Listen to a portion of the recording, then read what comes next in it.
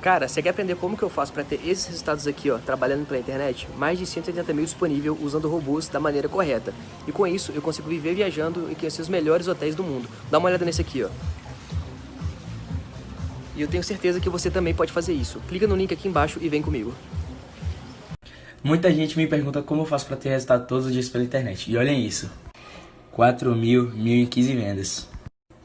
Tudo isso em apenas uma semana sendo aluno do João Pedro, beleza? Fala galera, beleza? Dá só uma olhada nesses resultados. Um mês trabalhando em casa, usando apenas o celular. Você também pode fazer isso. Quer saber como? Então clica no link na descrição desse vídeo que eu vou te ensinar.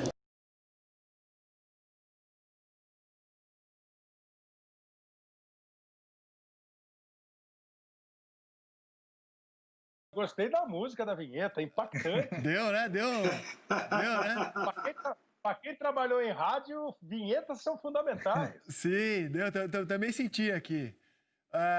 A gente escolheu alguns personagens, não o time inteiro. Alguns personagens. Começando pelos goleiros, Carlos Cereto, Thiago Volpe ou Vanderlei. Quem é que joga no Cereto Futebol Clube? Pensando no jogo de hoje, tá? Valendo vaga. Quem é o melhor goleiro, Thiago Volpe ou Vanderlei? Thiago Volpe. Thiago Volpe, aliás, é um dos símbolos desse time do São Paulo aí. O Thiago Volpe. Se você lembrar da campanha do São Paulo toda, você vai lembrar que o Thiago Volpe ele foi importantíssimo nessa campanha. Thiago Volpe. Arnaldo? Também vou de Volpe, mas com uma pequena diferença. Acho os dois bons goleiros. Acho que o Volpe é um pouquinho mais completo do que o Vanderlei. Melhor com os pés e tudo mais. Kleber? Na minha memória da carreira dos dois, o Vanderlei. Se eu fosse convocar um deles hoje para o meu time, o Volpe. Nesse momento, o Volpe. Unanimidade para o goleiro do São Paulo. A gente vai fazer um duelo agora de meio campo. O Daniel Alves e o Matheus Henrique, hein? Duas gerações muito diferentes. Arnaldo Ribeiro. Bom, aí o ideal seria os pode dois falar juntos, que tá né? errada a comparação. Tá errada a comparação. Não, não vale muro. Não vale muro. Ainda mais o Rizek fez aquela ressalva, Kleber, para o jogo de hoje e tal. Eu acho que para partidas decisivas desse tamanho, o Daniel Alves leva vantagem sobre qualquer um dos adversários, aliás, do Grêmio, ou até de qualquer companheiro dele do São Paulo. Kleber, a comparação pode estar errada, mas tem que escolher um ou outro. Daniel Alves ou Matheus Henrique? É que qualquer um de nós, se fosse escolher o meio-campo ideal entre os jogadores de meio-campo do São Paulo e do Grêmio, escolheria Matheus Henrique e Daniel Alves. Sim. Ficaria de fora o Luan e o Darlan. Mas já que você oferece esse X aí, Daniel. Cereto? O Matheus Henrique é o futuro, o Daniel Alves é o presente de muita história mesmo. Você vai se lembrar, André, que eu perguntei para o Tite aqui no Seleção por que o Daniel Alves não é mais convocado. O Tite falou, escorregou, passou para o lado, tá, não sei o quê, eu não sei. Mas o Daniel Alves, eu acho que tem que ser convocado para a lateral direita, para o meio de campo, para onde ele quiser jogar, pela história que ele tem e pela bola que ele está jogando. Ele escolheu o técnico do São Paulo, ele é dono do vestiário, ele é dono do meio de campo, ele é dono do time, ele dá o ritmo para o São Paulo, joga muita bola, Daniel Alves. Vou fazer agora uma comparação que também não é a mesma característica, a mesma posição, mas são de dois jogadores muito interessantes, cara. Um que a gente já vê desde o ano passado, o outro desde 2017, mas só foi despontar esse ano, que é o caso do Gabriel Sara. O Gabriel Sara estreia pelo São Paulo em 2017. Foi jogador do Diniz ano passado, mas foi muito pouco utilizado no ano passado. Esse ano estava nos planos do Diniz desde o começo, dar um protagonismo ao Sara. Só que ele se machucou na primeira semana de treinamento do ano no São Paulo. E aí só foi voltar depois da pandemia. Entrou e não saiu mais do time. E o outro jogador, o Jean-Pierre, é um cara cuja maior sequência que ele já teve na carreira como jogador de futebol é de 8 jogos seguidos. O que isso quer dizer? Vamos rodar alguns dados do Jean-Pierre. O que isso quer dizer? É um jogador extremamente talentoso, mas que não consegue, por questões de lesão, ter sequência de jogos. E ele é um cara que, quando sai do time e volta, ele demora para engrenar.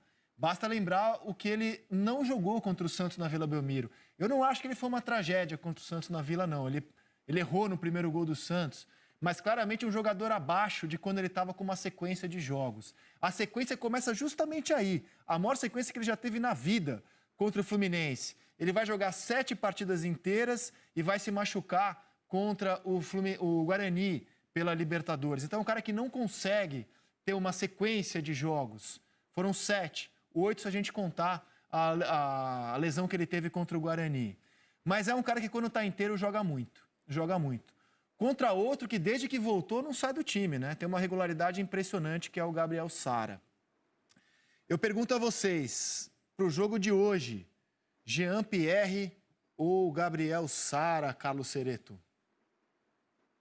Olha, essa pergunta, né, essa comparação ela é muito equilibrada, porque eu acho que você explicou tudo aí. Né? A questão, no par ou ímpar, eu escolho o Jean-Pierre. Né? No par ou ímpar, me dá o Jean-Pierre aí. Porque eu acho que eu vou ganhar o jogo com o Jean-Pierre, entendeu? Só que o problema do Jean-Pierre é esse, ele é um cara pouco efetivo. Ele não consegue uma sequência e ele às vezes desaparece do jogo, não chama responsabilidade, e o Gabriel Sara é muito efetivo, né? Ao contrário do Jean-Pierre. O Gabriel Sara é muito efetivo. Mas no par ou ímpar eu escolho o Jean-Pierre. Eu penso como você, cara. Para um jogo, o Jean-Pierre pode decidir. Para uma temporada, eu não sei quem faz mais diferença. Mas o que é melhor é para o jogo de hoje, Arnaldo Ribeiro.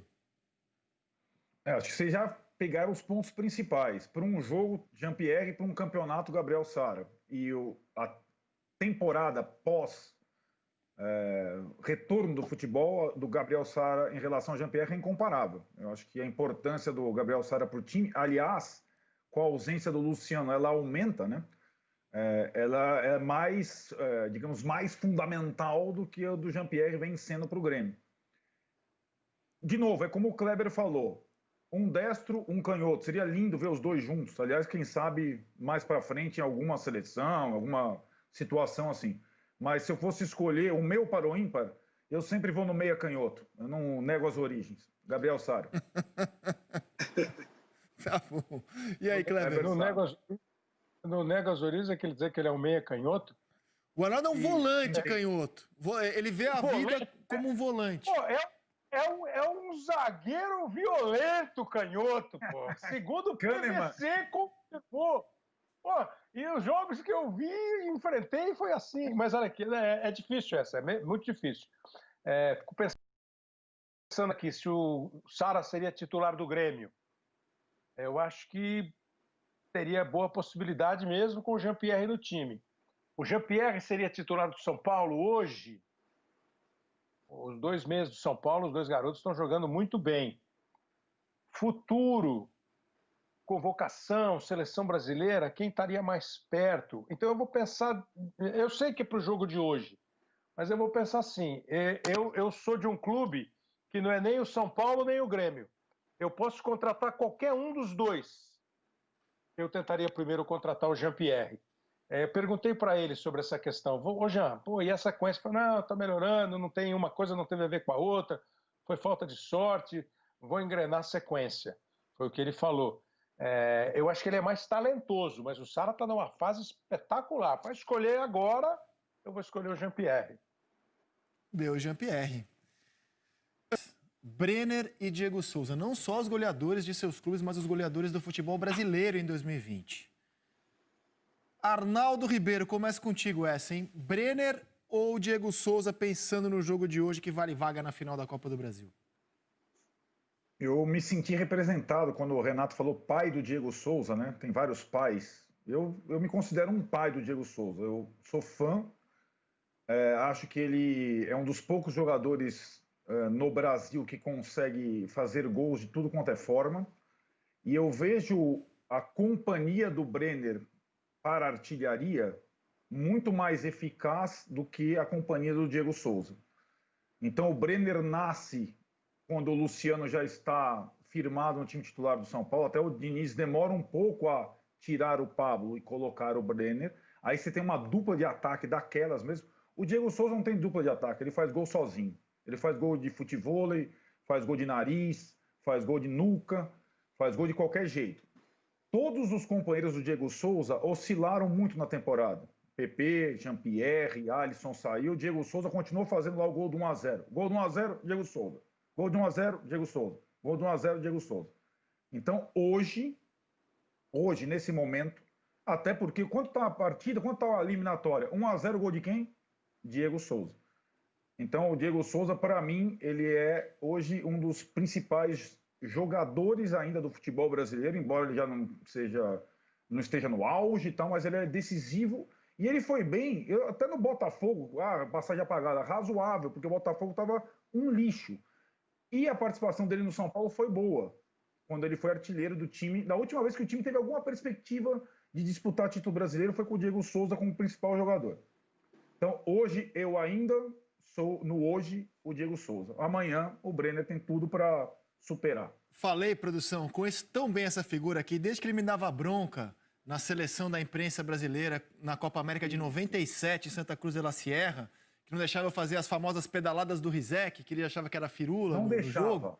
Aí, ó, eu sabia que o voto dele ia ser exatamente esse, com essa justificativa.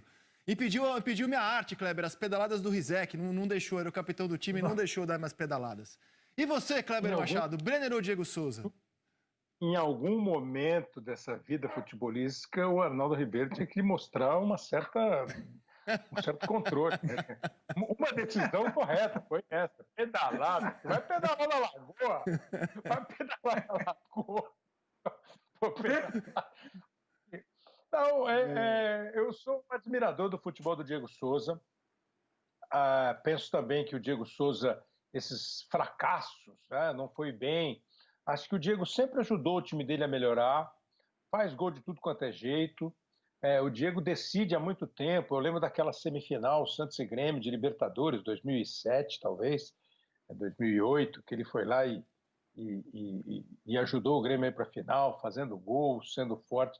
Acho que ele é um jogador daqueles que, quando contratam, contratou o Diego Souza, eu digo, eu contrataria o Diego Souza. Quando o São Paulo contratou o Diego Souza e o Nenê, e eu acho o Nenê muito bom de bola, se tivesse que escolher um só, eu teria contratado o Diego Souza, entendeu? Acho que o Diego Souza é um jogador assim, não à toa que o Grêmio vai buscar, que o Sport quer, que ele jogou em tantos times e foi importante. Hoje, pelo momento, eu voto no Brenner. Hoje, pelo momento, eu voto no Brenner. Acho que o Brenner está numa fase, assim, com a juventude, com o esplendor da saúde, com... Tudo bem, o argumento do Arnaldo é bom, o time ajuda mais, só que às vezes o time ajuda, a bola cai lá no pé do cara, o cara que tem que fazer o gol não faz, ele está fazendo. Então hoje, é aquela história que eu falei do Vanderlei. Na história, eu sou Diego Souza. Hoje, o Brenner. Cabe a Carlos Cereto decidir este duelo, Cereto. Olha, é uma bucha, hein? É uma bucha. Mas eu escolhi o Diego Souza pelo pacote. Porque acho que o Diego Souza mexe com a temperatura do jogo, e não é só essa questão da declaração dele, né, da arbitragem e tudo mais. Mas você pega o primeiro jogo, por exemplo, o primeiro jogo ele foi caçado, o Arboleda deu uma joelhada nas costas dele, que quase tirou o Diego Souza do jogo, e ele chamou o jogo para ele, chamou a responsabilidade, ele e o Kahneman, né? Os dois jogadores foram decisivos no jogo. O Kahneman tomando conta lá atrás e o Diego Souza tomando conta na frente. Acho que o Diego Souza é o cara que pode transformar um time, transformar a temperatura do time. O Brenner é muito bom na finalização e pode ser decisivo também, mas eu escolho o Diego Souza por esse pacote. Tá bem, deu o Diego Souza. E para fechar o nosso pacote aqui de comparações de personagens, tá 2-2, a gente escolheu 5 para não ficar em cima do muro. Vamos falar dos técnicos, cara. Fernando Diniz, que pode ter nesse ano as suas primeiras conquistas, contra o Renato, que já tem à frente do Grêmio 4 anos de conquistas à frente do Grêmio. Fernando Diniz e Renato, Carlos Cereto. Você tem um time que vai entrar em campo hoje à noite, semifinal de Copa do Brasil. Quem é que você quer no banco de reservas ou na casa-mata para os gaúchos? Barbaridade. Renato. Renato Portaluppi. Renato Portaluppi já ganhou essa competição, já ganhou Libertadores, ganhou mata-mata. Ele conhece o caminho das pedras. O Diniz pode, daqui a pouco, ganhar campeonato, pode ganhar a Copa do Brasil, pode ganhar o Campeonato Brasileiro, mas o Renato Portaluppi já ganhou, já conquistou, já ganhou muitos títulos. Então, estou pensando no jogo de hoje. Eu quero um técnico que saiba o caminho das pedras. Um cara que já ganhou. Então, eu escolho o Renato. Já ganhou e tem tanto mais tempo de profissão que já até dirigiu o Fernando Diniz no Fluminense. O Diniz foi jogador do Renato no tricolor das Laranjeiras. Eu vou deixar o Arnaldo por último nessa. Kleber Machado, olha os dois juntos aí, na época do Fluminense. Fernando Diniz ou Renato, Kleber? Arnaldo, se você fosse o Cereto, se você fosse votar agora, você ia fazer 2-0 ou 1-1? Rapidamente, só pode. Spoiler. Eu acho que eu ia decidir a parada. É que eu vou te quebrar, então. Olha, momento propaganda, né? A gente gravou nesses últimos dias aí o primeiro podcast do Hoje Sim para 2021. E nós fizemos um programa, assim, não fazendo retrospectiva, mas pegando, por exemplo, o Fernando Calas falou do ano do Messi, falou do ano do futebol europeu, se o Messi foi um fracasso ou um sucesso em 2020. O Marcos Valentim falou do posicionamento dos jogadores, dos atletas, nessa questão antirracista. Pegamos o Rafael Lopes para falar de Fórmula 1, Hamilton, o Marco Antônio Rodrigues e o Manuel Flores, o diretor de competições da CBF, para falar de dificuldade ali, se dá pitaco, não podia ter feito assim, se comprometeu em 2021. E o encerramento é com o Pedrinho, nosso companheiro, que faz o quadro tático aqui com o Júnior, com o Roger, falando de como foi o 2020 dentro do campo, né? E o Fernando Diniz foi muito elogiado. E acho mesmo que o Fernando Diniz, como foi, não comparando, tá? Como foram elogiados o Jorge Sampaoli e o Jorge Jesus no ano passado, e eles me deram uma perspectiva de que o futebol brasileiro correria um pouco atrás do que eles fizeram. E acho que o ano não sugeriu que você tivesse alguma coisa mais sólida nesse sentido. Eu acho que esse ano é o do Fernando Diniz. Pelo jeito que ele montou o time, pelo jeito que ele mudou o time, pelo jeito que ele escolheu os jogadores, por ter ido buscar, por ter sido convicto sem ser teimoso. Então acho que tem um futuro assim já meio estabelecido. Não acho que, como disse o Cereto, que um jogo, eu vou escolher o técnico para um jogo. Acho que na questão do técnico é muito difícil você escolher técnico para um jogo, né? Não dá para chegar um cara hoje e... Se você tivesse que escolher o Guardiola ou o Zidane para dirigir o São Paulo e o Grêmio hoje, será que eles iam chegar e fazer alguma coisa? Então, com todos esses elogios ao Diniz, se eu fosse da CBF e o Tite resolvesse ir embora, eu contrataria o Renato Gaúcho para ser treinador, entendeu? Acho que o Renato Gaúcho amadureceu, acho que o Renato Gaúcho decidiu ser treinador, acho que o Renato Gaúcho, das entrevistas dele, que de vez em quando ele tira uma onda, de vez em quando ele fala alguma coisa que aparentemente nem ele acha que é aquilo, mas ele tem um jeito de comandar, um jeito de apoiar, um jeito diferente do Diniz, mas os dois têm um jeito assim muito interessante de lidar com os seus jogadores, de conhecer o que os jogadores precisam, e um cara que está desde 2016 no Grêmio, ganhou a Copa do Brasil, ganhou a Libertadores da América, e foi várias vezes acusado, às vezes com alguma razão, às vezes, penso eu, sem razão, de abandonar o Campeonato Brasileiro. Mas se você pegar os campeonatos brasileiros do Grêmio, desde que ele está lá, o Grêmio está sempre entre os melhores, o Grêmio está quase sempre se garantindo pelo Campeonato Brasileiro, mesmo quando ele tem vaga na Libertadores do ano que vem por outras competições, eu tenho que dizer que o Renato Gaúcho, nesse instante, é um dos principais técnicos do futebol brasileiro, como é o Diniz, mas para escolher um, alongando o meu voto, tal qual o ministro do STF, o Renato Gaúcho. Vai ficar para o Arnaldo desempatar. De entrevista, eu não tenho dúvida, né? O Renato é imbatível. Se o Grêmio desempatar não. Tá 2-0. Tá 2-0. Por isso que eu perguntei se o Arnaldo ia empatar. Se o Arnaldo fosse empatar, eu deixava o meu voto verdade. Pra não perder a graça do Arnaldo. Agora ele vai só argumentar e vai com o relator. Mas é verdade, mas eu queria falar da entrevista. Imagina se o Grêmio passar o Renato hoje depois do jogo. A quantidade de recados que ele vai dar na última entrevista do ano, hein? Esse é o João Pedro, o maior especialista do Brasil em geração de renda na internet e o único que já transformou a vida de mais de 30 mil alunos. Encare uma realidade. Para a crise não te derrubar, você precisa ganhar mais dinheiro. Conheça o passo a passo simples e garantido para faturar online pelo menos de 100 a 500 reais por dia de forma quase automática. Clique agora no link na descrição do vídeo para transformar a sua vida e começar a lucrar hoje mesmo.